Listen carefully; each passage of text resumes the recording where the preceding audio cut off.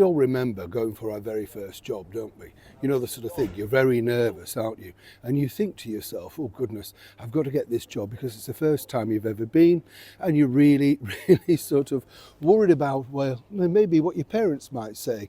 And also you've told your chums. You know, one of the very first jobs I ever went for, literally while I was still in school, that's what they used to do then, send you out there to see how you fared, as it were, was to sell gas cookers. Can you imagine? And there was a panel of three, it's true this, there was a panel of three people, right?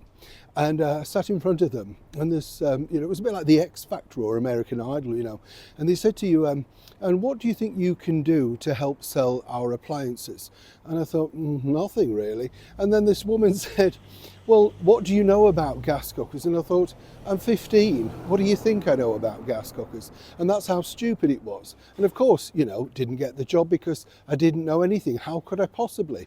But this is exactly the problem that we now have, literally in the world of politics. And I wanted to share this with you that's evolving and rumbling into the undergrounds of Parliament right now. Let me explain today, chums. Thank you so much as ever for your time. And thank you, by the way, for enjoying the longer length video about your memories. It was lovely to read your comments, and so many other people who've met so many wonderful people. Just amazing, isn't it? You see, we've got a star-studded group, haven't we? Absolutely. I think I'm the only one I've never heard of, You've all mixed with all the glitz and glamour and the famous. It's just wonderful. I mean, thank you so much for sharing those memories. And yes, we'll find a topic and we'll do another if you like. I really enjoyed it. Could have gone on for hours. Well, I guess I can see you now sagging over here. No, please, Neil, no.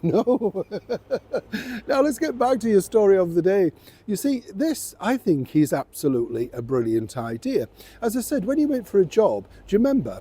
You got the job and then you were on like a month's probation, and then there was a 3 months probation. Yes, do you remember all of those? 2 references, all of that. So basically in the first month, they could fire you if they didn't think you were living up to standards, or you turned up late, or, whatever. The things that happen when you're a teenager getting a job. After 3 months, if you're becoming a bit complacent, well, once again, they could move it on.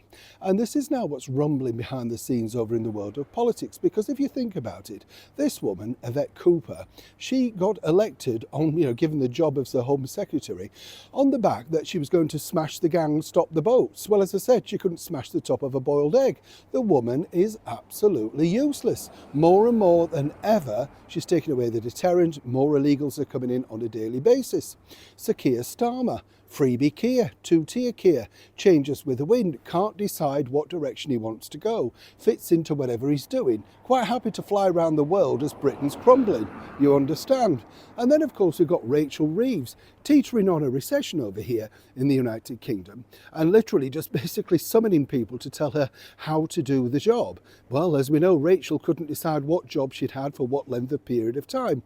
Every single person in the government seemingly has fudged their CV, like this man, Jonathan Reynolds, the business secretary. Anybody else would be fired. The government just think, oh, keep them underground and, nobody will notice. We won't forget, they're out. Honestly, people would just think, no, you're a liar. And once you've been known as a liar, that's the problem. But here's the thing. Wouldn't it be great if politicians, and let's be honest, this government had been now in power for 7 months, they should have a 6-month, 3-month review. And if it doesn't look like they're going down the right trajectory of what the people voted them in for, they should be replaced. Why should we put up with them for 4 years, seemingly because the man at the top either doesn't have the spine, the backbone, or the power to get rid of them?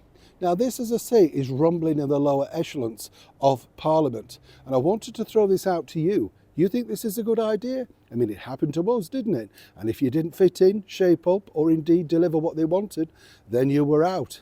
Isn't it about time we applied the same things to the people that rake in thousands and thousands of your pounds without actually delivering? I'd love to know what you think to this particular story, as ever, in the comments below. Neil Sean in the very heart of London.